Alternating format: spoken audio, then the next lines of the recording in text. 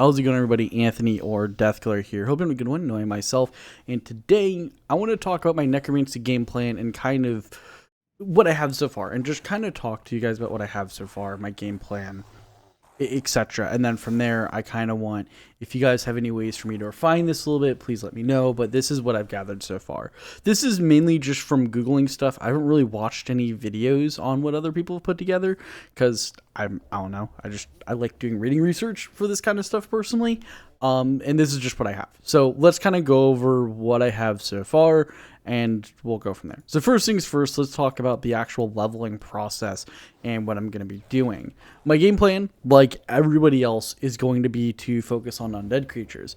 My reason for doing so is that I don't have a lot of invention stuff unlocked yet, so I want to take advantage of the small bonuses I can. This main bonus being the Southern E, which gives a huge 20% damage and accuracy bonus for your necklace slots. So I basically have a best in slot necklace for leveling for a while, so it is super good for that reason alone. Now, for the monsters I'm going to fight, they are extremely standard. And I feel like this is what a lot of other people are going to do. And you'll see in my next episode, I actually do mention this. My next Iron Man episode, sorry, I do mention this. But for those of you who maybe don't watch my Iron Man episode, videos, I just figure I could talk about it here as well. So the monsters I'm going to fight, extremely standard. One of the first ones is the Crawling Hands. These are a level 18 creature that are undead. They are affected by the undead thing. They give 117.5 XP per kill. They only have 13 defense, and they're good for super, super low level stuff. Like, I'm talking about early levels until you get to like 20 to 40. Kind of what the trolls serve in Berthope. For range, melee, and magic, but for necromancy, right? You knock them out super quickly. They give 117.5 XP per kill, and you can kind of move on. So they're going to be a good kind of low-level monster for me to knock out. I don't have to put these in my Slayer, personal Slayer dungeon, simply because I'm honestly probably not going to be at these guys for too long, and I don't think there's going to be much competition, because worst comes to worst, you just go to one of the million other places you can go to get these low levels, if we even need the low levels, because theoretically, I could potentially take on this later stuff at a low level as well. It just really depends on how good these rituals are, how much XP we're going to get from this early stuff in the whole narrative. Because if I get to like level 20 necromancy just from my early game rituals fairly quickly, and then I go and do the quest, and then I have like a high enough level to then move on to the next creature, then I'll do that. Now, this next creature, I've actually already collected 5 of in my for my player owned Slayer dungeon. I'm actually working on getting these Slayer points for to unlock the Slayer dungeon now. So we'll do that, and so this will be the next one. And this next one is called Zombie Hands. They're level 75 creature with 9200 HP. These guys gave 460 XP per kill, and they only have 54 defense. Now, this is a good bit, so we are definitely going to want to have some like a decent amount of just stats for this one.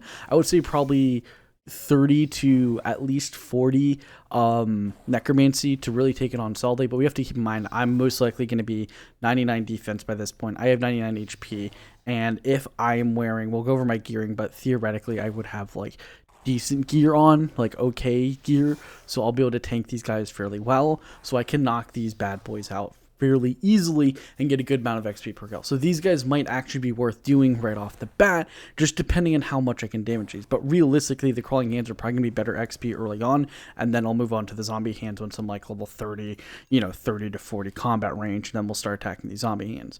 From here, once I get higher up, I would say probably like 50 to 60 range, I would then move on to the final creature I have here, and even honestly at a higher level, like level 70 plus, where I have 100% accuracy against these guys, is the Bound Skeletons.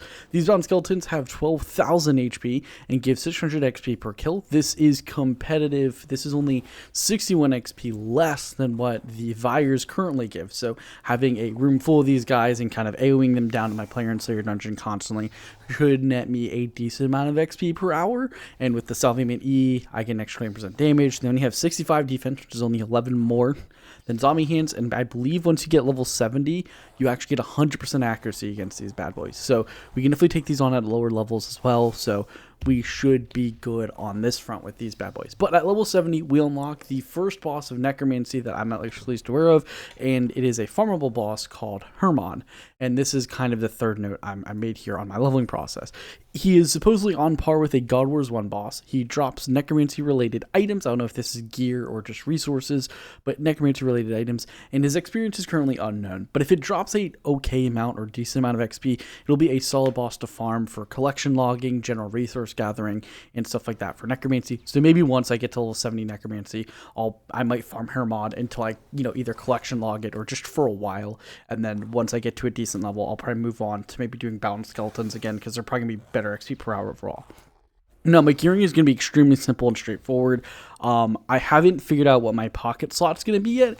It'll most likely just be whichever book I can get available to myself, because I don't have a lot of pocket slot items unlocked, so it's just gonna be whichever one I can get. I'll probably use a Bone Crusher just to get some prayer XP, because I'm not 99 prayer yet, and I won't be, so I'll probably just use a Bone Crusher to get some prayer XP, so that'll probably be that. For my necklace, obviously I'm gonna be using the Southern E for almost the entirety. For my back slot, this is where things get interesting. You see, skill capes have different perks, and they affect, just like kind of the Salvament, they go for all combat styles, and I think it's safe to assume they're gonna be updated to have a bonus for necromancy as well. So I'm most likely going to rock a skill cape. Now, the one skill cape I'm going to rock is completely kind of up in the air.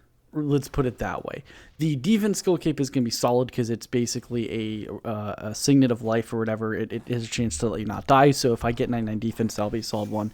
The HP one isn't bad either because it allows me to have some restoration capabilities faster. I think HP regeneration, or I think you'd have HP regeneration while combat or something like that, so that could be decent in combination with Soul Split.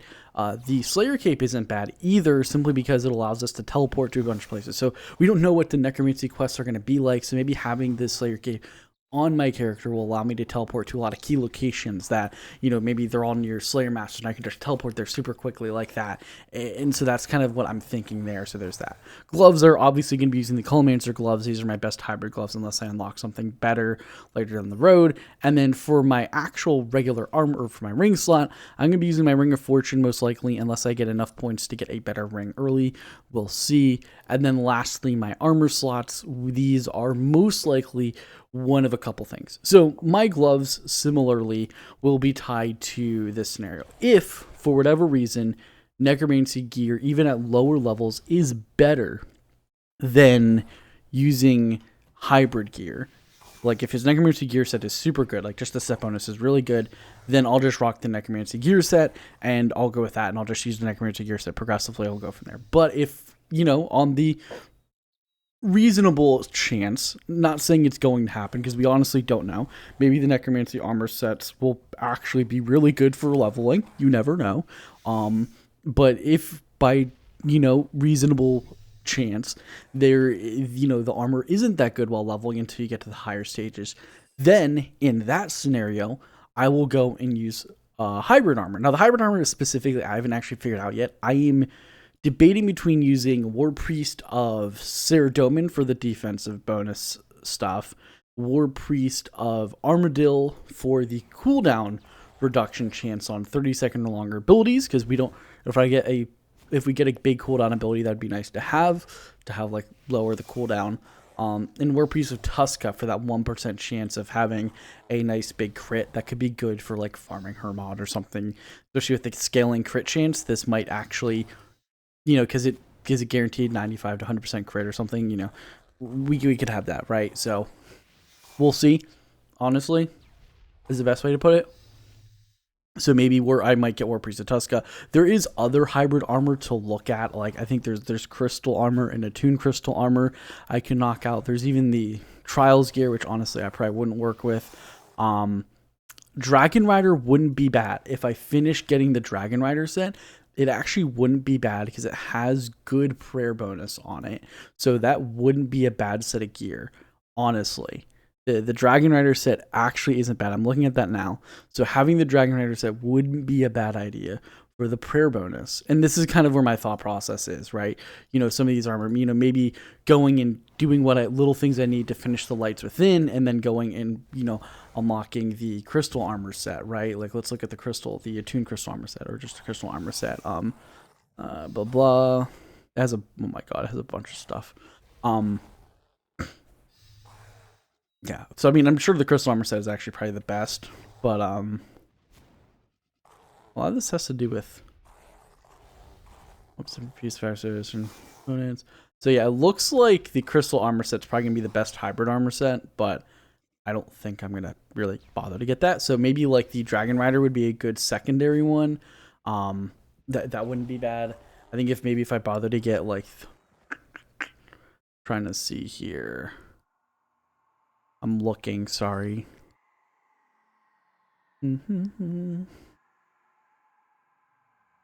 Yeah, I honestly think that might be. I mean, really, just Dragon Rider armor would be solid.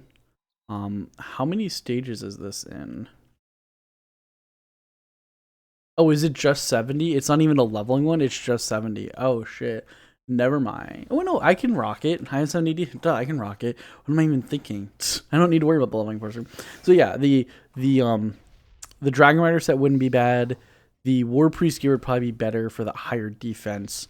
So there's that. And so that's kind of my thought process, right? I could rock one of those, you know, like the Dragon Rider for the per bonus, or the Trials armor for just the higher defense, and like those little set bonuses they have. So that's what I'm thinking in terms of that gearing. And that's kind of everything I have so far. One other thing I want to mention is an honorable mention to a monster that I'm thinking of farming, and that is the Jungle Horse. So I'm not actually going to do them, but they are actually getting a XP buff and not an XP nerf per kill, so that's good. And they were a spot I actually farmed previously from level like 40 to 70 on this exact character. So shout out to them. I might fight them, but I'm not going to make a player slayer dungeon for them because the spot they're at is perfectly fine. They're probably not going to be that competitive because most people are going to be sticking to undeads and slayer dungeons. So we'll see. It's mostly about getting to the necromancy grind is mostly, from my understanding, going to be about getting to 70 so we can start farming the boss. Then once we're farming the boss, it's just farming the boss kind of for fun, and then going and moving on to like the next bosses, the next quests and stuff like that. So it's mostly just about getting to 70 necromancy, and then you kind of unlock like the new boss, the new, and just general new content. You have a bunch more new content to reach for. But we don't know what is available at early games. You know, maybe they're going to release a new area for us to fight in with a new low-level Slayer monster that's like the go-to Slayer monster to grind out for necromancy, which I wouldn't be surprised about if they did. What if they release like a rock crab, an undead rock crab for us to fight, right? You know what I mean? We don't know. I mean, we do know this is probably not going to happen, but you never know. Jagex might pull something with this stuff. So we don't know for certain what's going to happen, but we can speculate. And that's kind of what I'm doing, is I'm going off of what I know definitively, and I'm just going to kind of roll with it. So let me know what you guys think. Let me know what your game plans are as well if you want to share. And I'll catch you guys in probably my next Iron Man video.